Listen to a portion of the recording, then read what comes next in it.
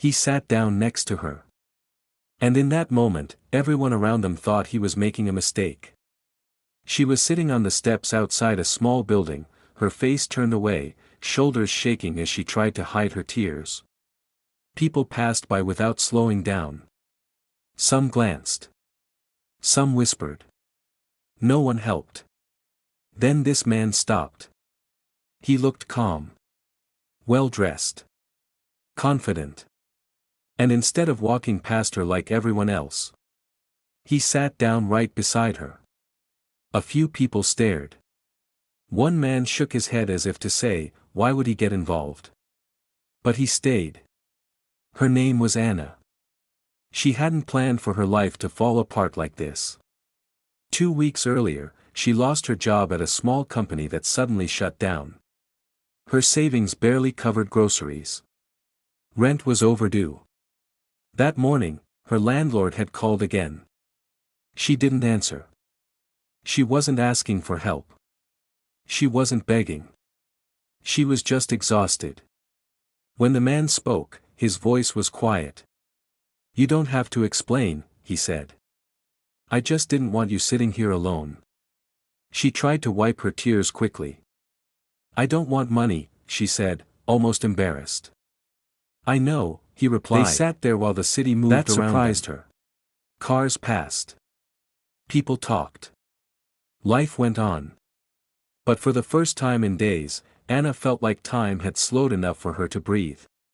She finally spoke. She told him about the job. The bills. The nights she stayed awake doing math that never worked in her favor. She admitted she felt invisible.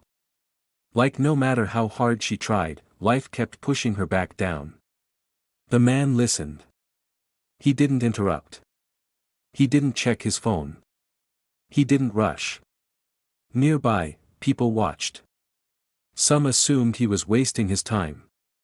Others thought he was being naive. No one knew what was really happening. He asked her something unexpected. What were you proud of before things went wrong? She paused. Then quietly said, I was good at my work. I showed up early. I cared. That still matters, he said. He offered to buy her a coffee from the cafe across the street. She hesitated, then agreed. Inside the cafe, the contrast was obvious. He looked like someone important. She felt out of place. A few people noticed.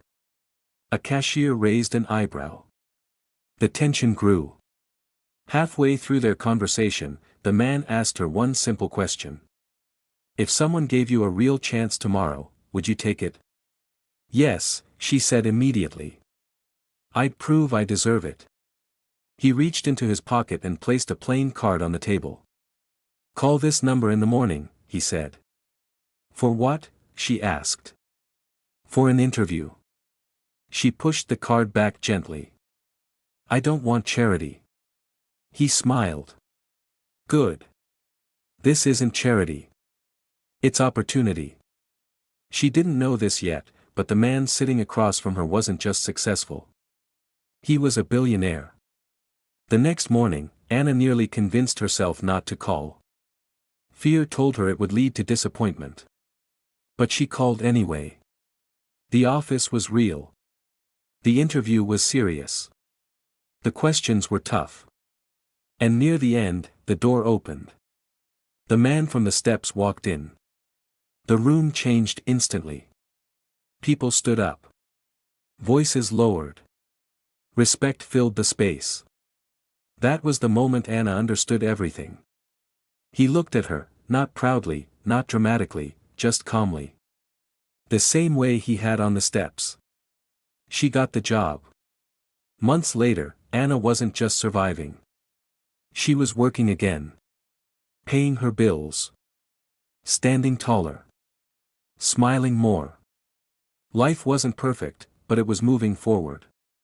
One evening, she passed the same building. A woman was sitting on the steps. Head down. Hands shaking.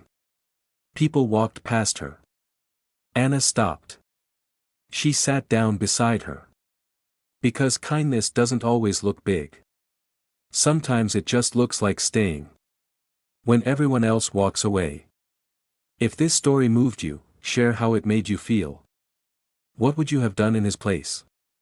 Kindness given at the right moment can change a life forever. Thank you for staying until the end. If this story touched your heart even a little, that means it mattered.